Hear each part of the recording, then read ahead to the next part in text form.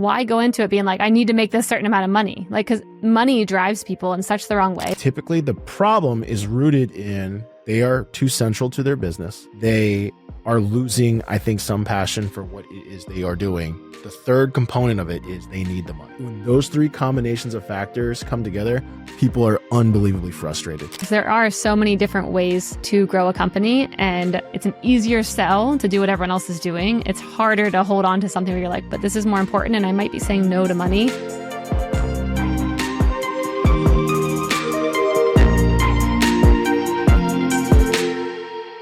Do you feel like your company is running you? Do you feel like you have no time to yourself and you always have to deal with your customers? Do you feel like you've built up systems and processes and technologies that are suffocating you and you can't get out of your patterns? Are you beholden to your own process or an employee, or you just feel like no matter what you think about, like you get pulled right back into the vortex of what you've already created? Welcome back to Mission Daily, everyone. Albert and I are going to talk about all those things on today's episode. Albert, where should we start?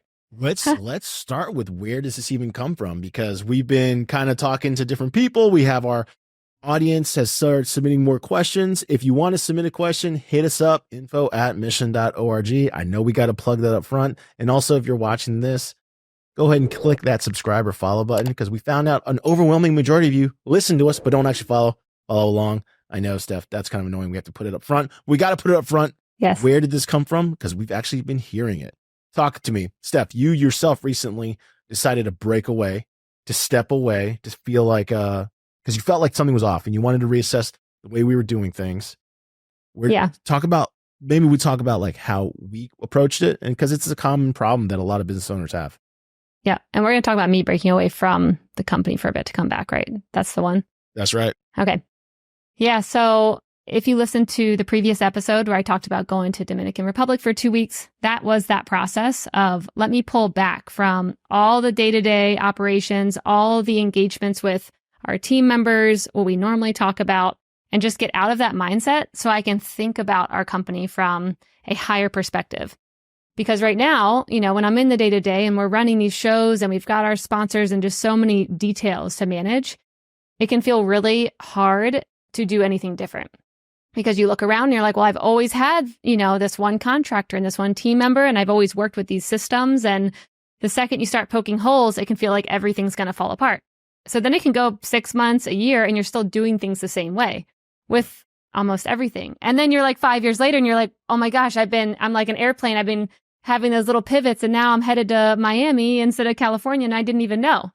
When really I know my vision is bigger than this, or I want to be doing something different. So that's what I did, just pulling out completely for 2 whole weeks, turning my mind off to any operations and not being in the business at all. I wasn't doing any normal tasks. I wasn't doing my emails. I wasn't really talking to our team members. I wasn't worrying about content going out. I just stepped away. And I will say we are blessed because we have processes that have allowed me to do that and you to step away for a week or two at a time without things breaking. But with that, it allowed me to get out of the business and then actually operate the business, see it from a different perspective, and then check in with like, where do we actually want to go? How do I want to think about this company, the team member we have, and just really thinking about it from a first principles perspective, instead of building on, like I said previously, a foundation that you've maybe been building for years and you don't even recognize how suffocating it can be to be like, okay, maybe I have, I've got Albert over here, and Albert, maybe he doesn't know how to host, even though he's a great host. He doesn't really know how to host. And I'm over here trying to supplement Albert with like, okay, I'm going to put in this secondary host here. And then I'm going to like have a video person, like try and make him look even better on camera because he's not looking at the camera. And all of a sudden I'm like adding all these complementary resources and like investments. And then I'm like, well, maybe I just should have gotten rid of Albert. Like maybe that should be what I should be thinking about. You should. And it should be on the table. It should be on the table. I think everything, on the table. I think everything should be on the table. But what I noticed was how hard it is to think that way. I was like, if everything were on the chopping block and I were to build this company from scratch today, what would that look like? Yeah, what would I want it to run like? And I want to take a quick pause or help our listeners kind of understand which type of business we're talking about, because I've gotten a chance to be in both types. One is one that grows through scale, by like replication. Scale through replication. So a good scale through replication type business is going to be a restaurant. Like, for example, some restaurants that want to scale, they'll open a second location. A self-storage company, like you can open through replication. Like what I do in real estate, I just replicate. You know what I mean? Like it's easy to replicate, and therefore that's how we scale. The more challenging thing tends to be in, I think, software and services, which is you want to scale. You don't need to replicate. Like you get no benefit from opening a new location, for example, but you need maybe a new product offering or a new delivery mechanism, or you need something that makes more customers want what you have or make it easier to make what you have or are currently making.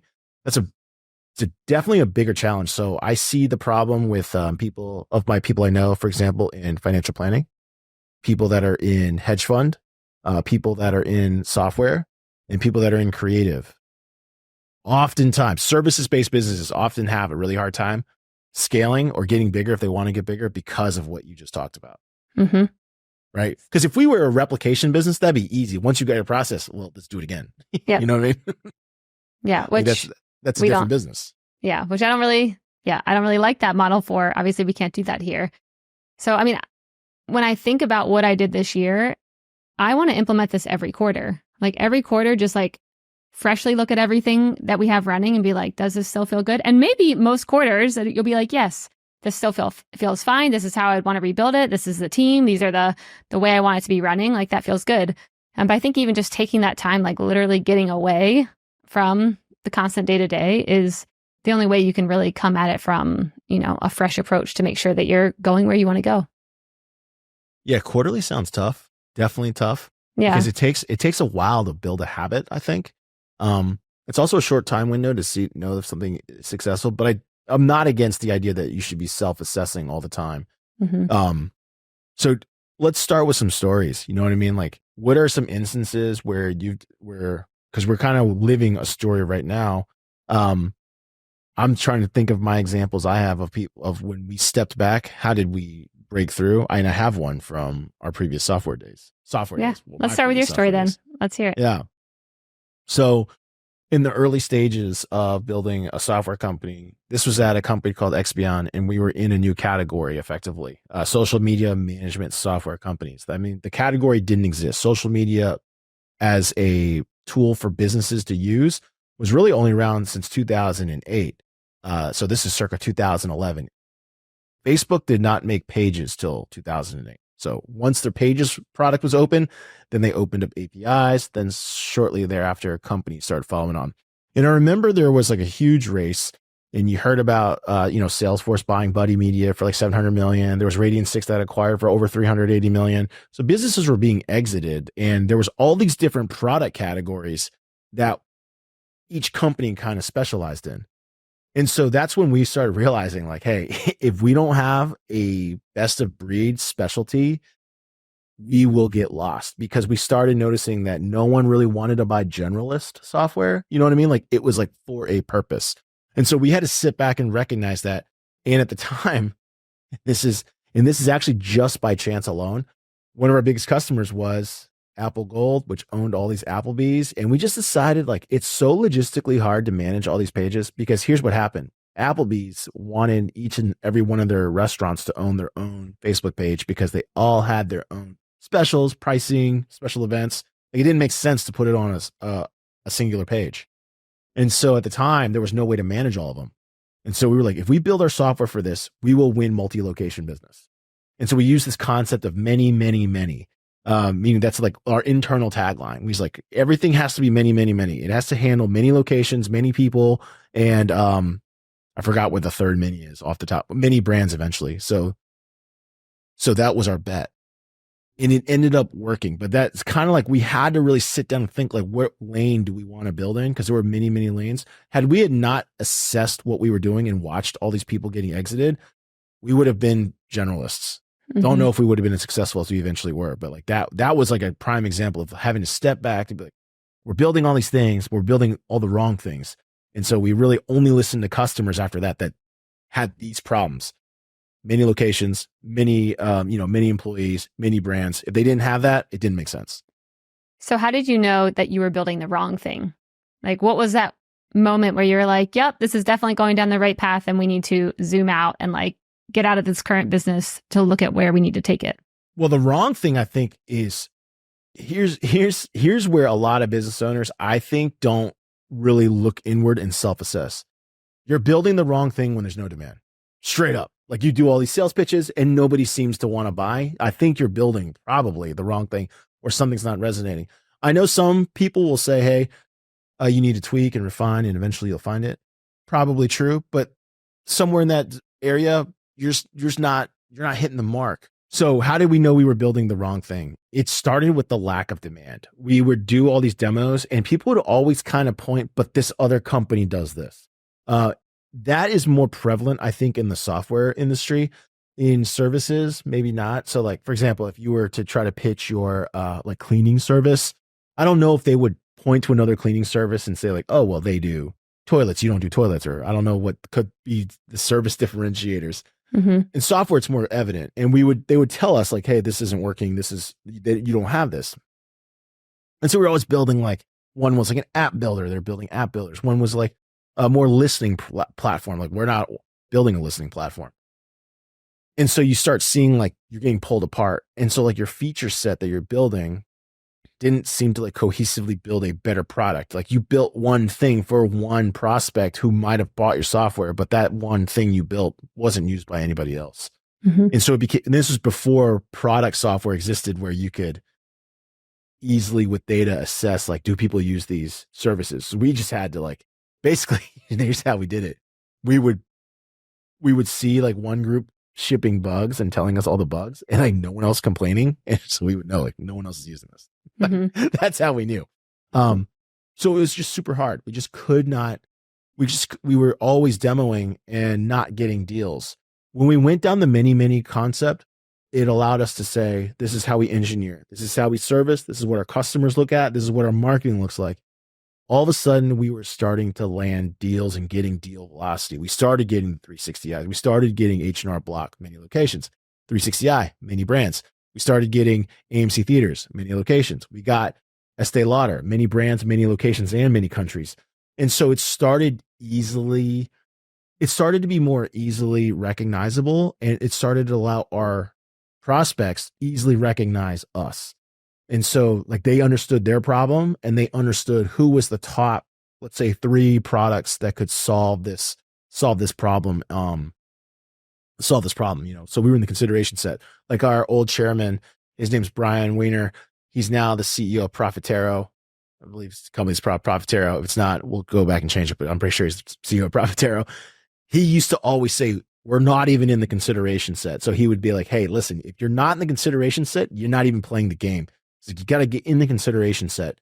And so the consideration set is, for example, if I were to tell you, hey, let's go shopping for luxury cars or exotic luxury cars, you might be like, oh, Mercedes, Lexus, Tesla. If I say I want to shop in a supercar, I want a Ferrari, a Lamborghini, or Bugatti. The idea is, if you're not in the consideration set of the category, you probably will have a hard time selling it. And that was, clear to us, or I guess that, like, I don't know if it was clear, but like we knew we weren't selling with a lot of velocity. But once we solved that, sales velocity just picked up. Like, we were starting to get demos, call requests, like, it worked.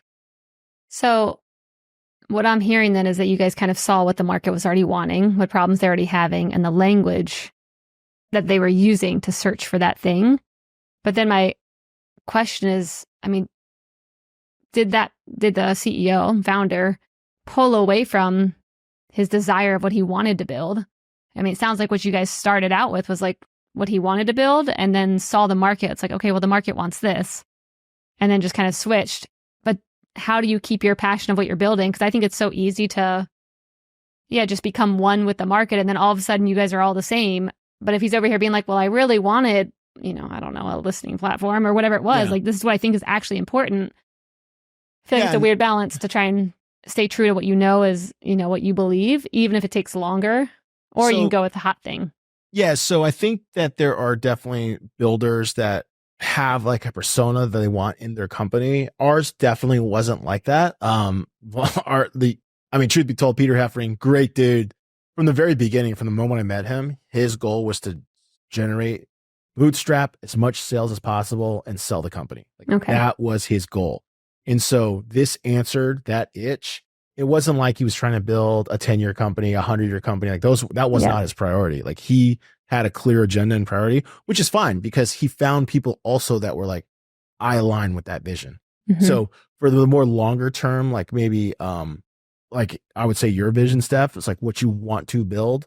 I think it's just that's a different game. I'm just sharing how we did it, like how we were able to step away and be like, this is how we're going to accelerate this business. Because that was the main question he was asking, which is how do I accelerate this business? Yep. Yeah, no, I mean, I think that's why this is so interesting because there are so many different ways to grow a company. And I think it depends on what your goals are. Like if you're building something because you're like, this is really good market timing and I know people are looking for this and they need it and then I want to sell it. That's a whole different thing than, when I'm like, well, I really care about telling these stories and I really want to stay this path and I don't want to do all, just random sponsor ads for everything, like because I don't really love that model. Maybe for some of our shows, but I don't want it for all of them.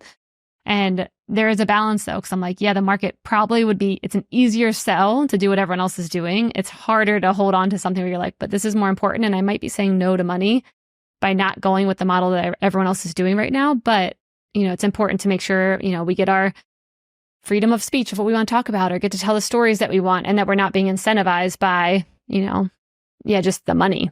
Yeah. No question. So for yourself, if what you want to build is the best way to say is like, let's say you want to make something, but there's just really not a lot of market demand. Not that you can tell right now. So let's say like for someone's like, hey, I really, really want to do, cat art. That's all I want to do. Mm-hmm. Let's say that person's out there, and you're doing $100,000 a year of cat art. And you're like, man, I really want to scale my cat art business. The reason why I say this is because my daughter Isla's been drawing cats a lot lately. She's been asking for cats. I'm going to a cat cafe this weekend. The reason why I'm going is because my wife is deathly allergic to cats. She will like literally croak, because her airways will shut. So like Isla's like, I want something that I can't ever have. I don't know, but she's drawing all these cats lately. Aww. So it's like, this is what you want to do.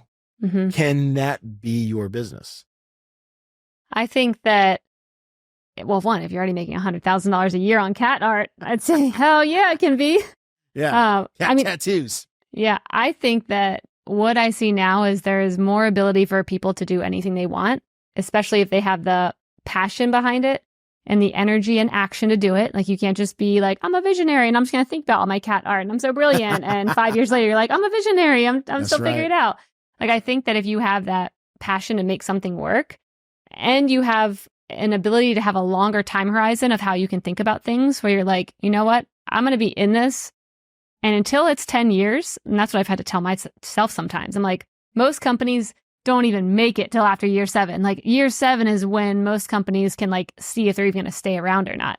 And so that was originally always my goal. Even when the company was like, whoa, going up, down, like sideways. I'm like, year 7 is when like, that'll be the point I need to make it to at least. And then it's like, okay, year 10, year 15, whatever.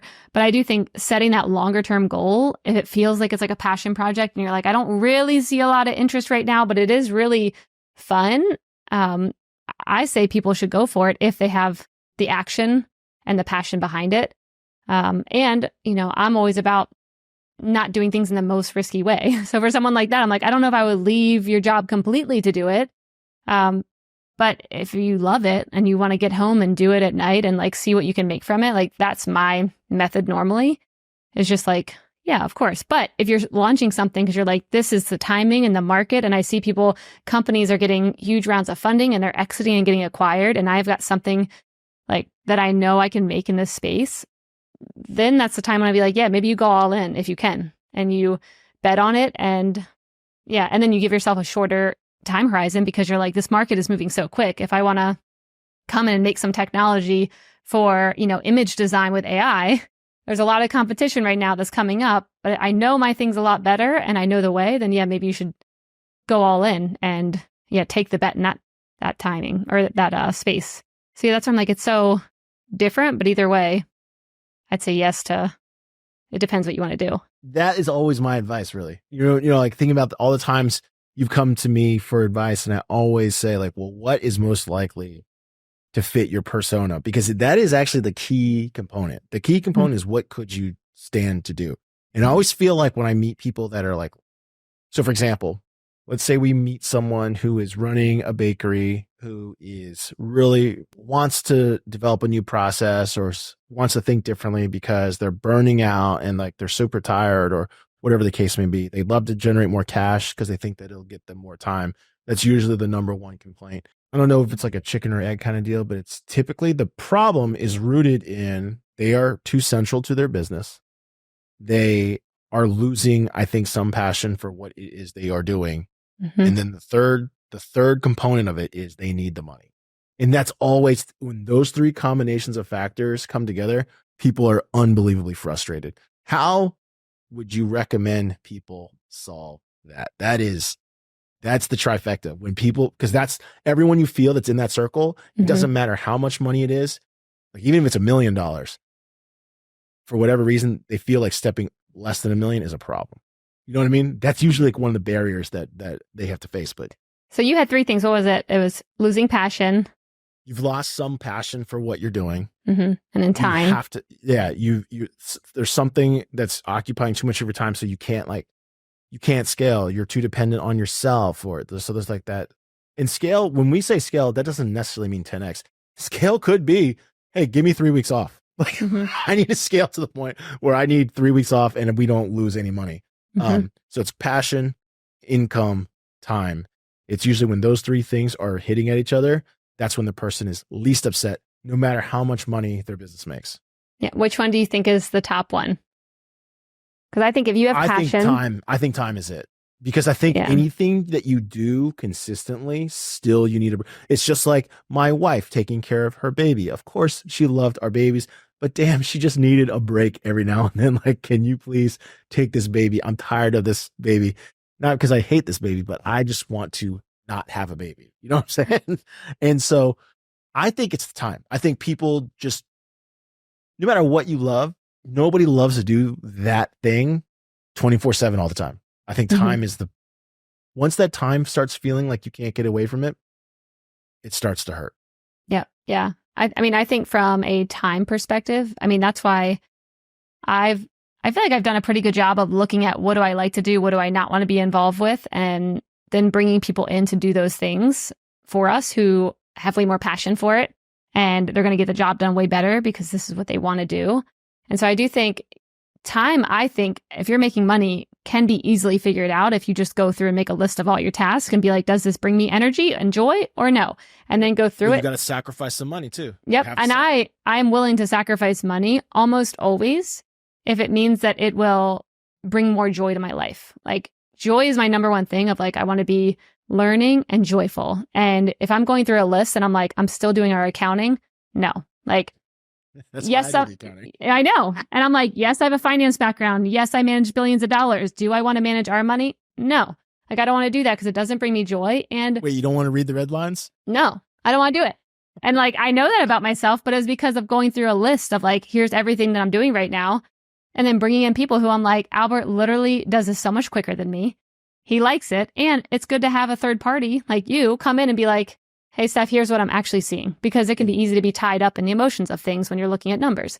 Same thing with, I don't want to be in the weeds, like editing audio anymore like I used to. I mean, there's so many things that it'd be easy to stay in if I was like, oh, I don't want to pay someone money to do this because I know how to do it. Sure, I know how to do it, but there's so many people who know how to do it better than me. And I will always pay people if it gives me time back in my life. So yeah, I think time is an easier one to figure out. You just have to get out of that scarcity mindset and not be like, oh, okay, if I pay them $20 an hour, that's $20 less. Well, what can you do with your time instead? I might generate $100 extra an hour if I'm paying someone $20. That's a good return right there. And so just thinking about it more abundantly of like, not only is that going to give me a lot more time, I'm going to be able to do a lot more with that time, whatever that looks like. Maybe more is traveling, and then you come back to your business and you're way better because you had that kind of time. Or maybe time is, you're getting that extra time and now you can work on your business even more and like think of a new direction or new products or new, offerings. So there's a huge wave because everyone knows I listen to Kobe Sanchez, and one of the things she always talks about, of course, is acquiring small businesses and how there's going to be a huge wealth transfer of small businesses and how there's literally not enough people to buy them. And also these people are passing on businesses for whatever reason, their children or whoever their closest family members are. They don't want them either. And I always think to myself, like, for example, because I look at Trans World Advisors and I check them out. And I remember like one recently that I took a look at was this florist shop. Because a florist shop is actually quite predictable. They close on they don't actually see customers. Like if you think about a flower store, like people don't really come in. They order bouquets, typically on like Teleflora or something like that. And then it comes to you through the FTP network. And then you package up the flower, you ship it, and they pay you. And that's typically how, I mean, most people have no idea, but that's how typically how flower shops run.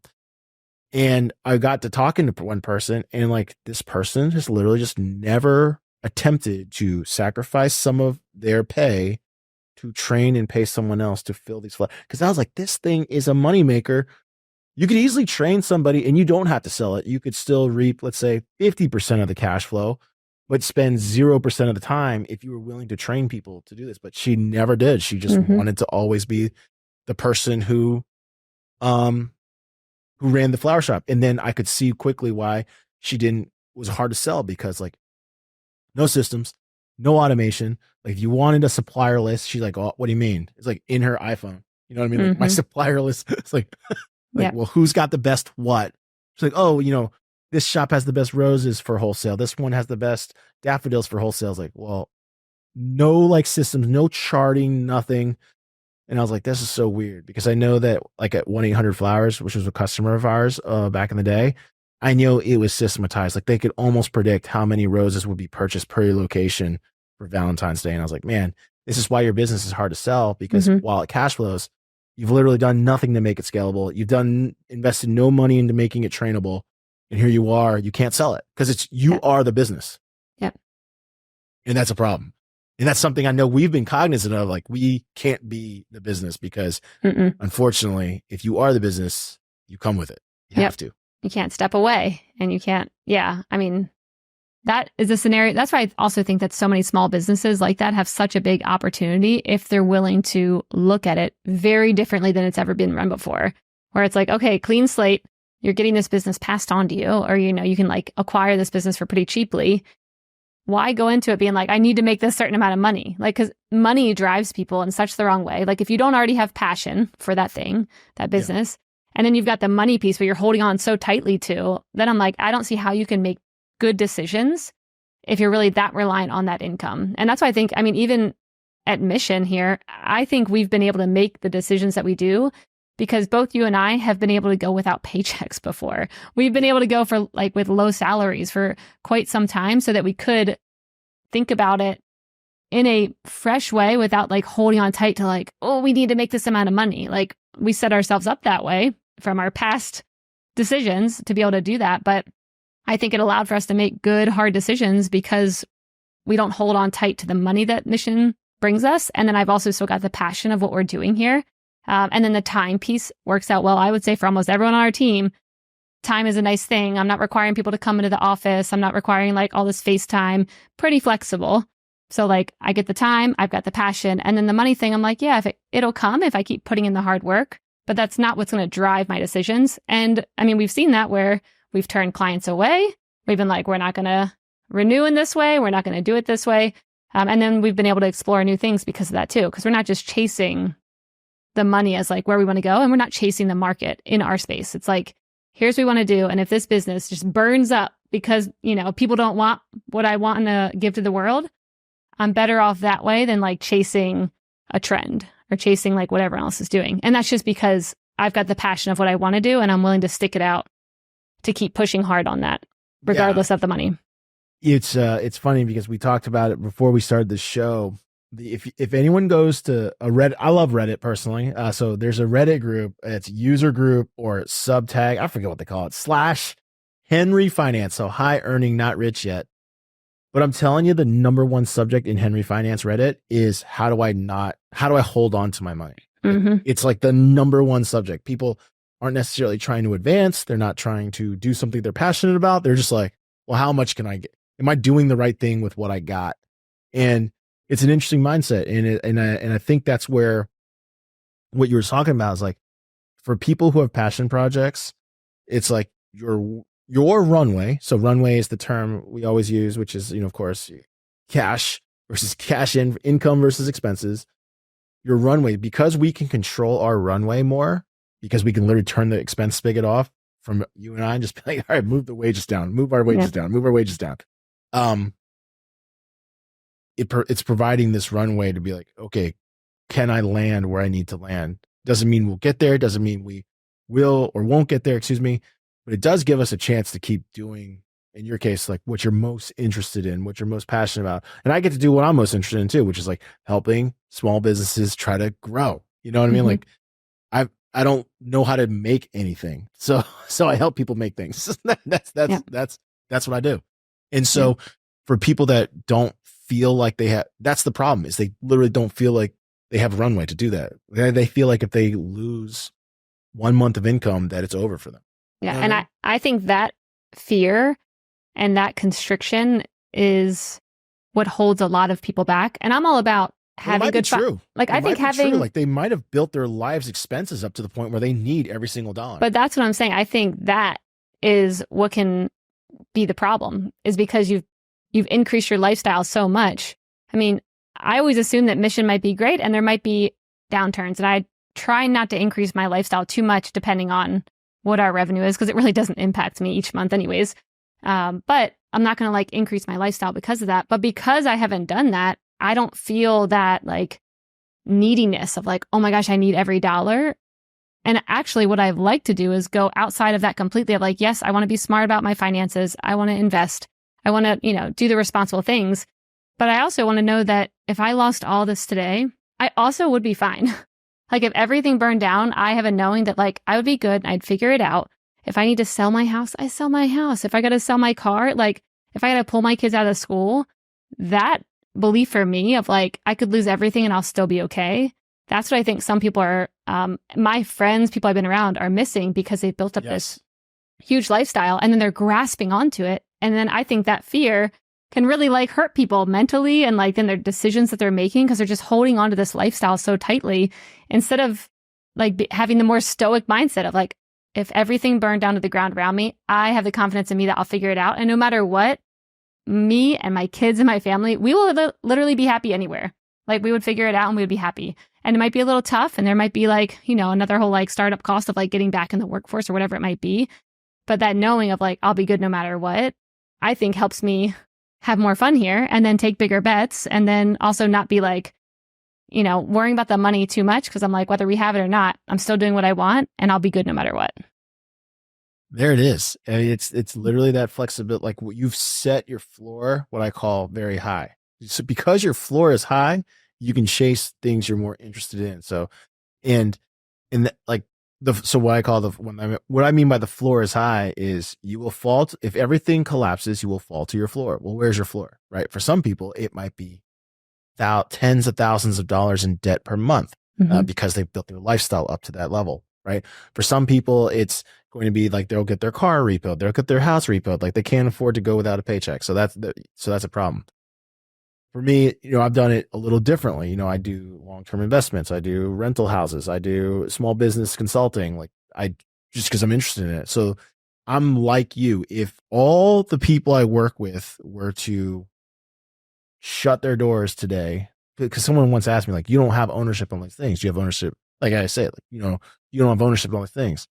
Well, what next? I was like, it sounds egotistical, whatever, but it doesn't really matter. Like, I get people asking me to help them all the time. Like, but that's like the confidence in knowing, you'll be good. You'll figure it out and you'll find new people. Making good emotionless judgments about money is a skill. Mm-hmm. It sounds crazy, but it is. It just is. Like, because most people can't do it. Yeah. I have to have this, or I can't do that. Like, you should do it. Yeah. I think that fear is what keeps people in that state. And what I've done that has been very helpful is whether you can be meditating while you're doing it or whatever process you want. But I'll literally go to like the worst scenario where I'm like, okay. And I did this when the company was having issues, where I'm like, okay, worst case scenario. Because if not, you're just hanging out in fear, and you're just hanging out like, oh, it could be terrible. It could be terrible. I'll go to that terrible. I'll be like, okay, if this happens, I'm selling this, I'm selling that, I'm down to $0. I'm this much in debt. And like, I go all the way to the end. Can it get worse? Can it get worse? Can it get worse? So it's like, I can't even think of anything worse than that. Like the worst thing is I guess I end up dying. Like that's maybe how bad it gets. But no, the worst is you have a long-term disability. Okay, or that. That'd be tough. Yeah, but I more keep it like focused on what is that fear about? Is it about the business, money? Like I keep it that. I'm not like going into like health problems and stuff. Yeah, because that obviously. Yeah, that's like a whole different thing. No matter what you're doing, that's a problem. Yeah. Mine's more focused on like if you have a company and you're holding on tight to something and then you're worrying, like that's so bad for your body to be in a constant state of worry. And you're worrying about a future that's not even here. So you're pretending that you're smart enough to basically be God and know that like, I know what's coming down the pike. And instead being like, okay, great, let me go there then mentally and then see what's happening in that state. And then when you get there, most times for me, I've been like, nah, not that bad. I'll figure it out. Like, yes, I'll have nothing, but I'll figure it out. And it's just been a helpful practice to, I mean, I would call it being more stoic with my thinking and not letting fear control me or make decisions for me out of, money or what I think I need and the lifestyle I'm trying to hold up when really like it's not that bad if you don't have it. So let's help our audience and summarize this because I think we came out when we started this topic, we thought we had an answer, but I think we've come to a different answer, which is if you want to, so like the first question was, how do I think about my business differently in order to scale?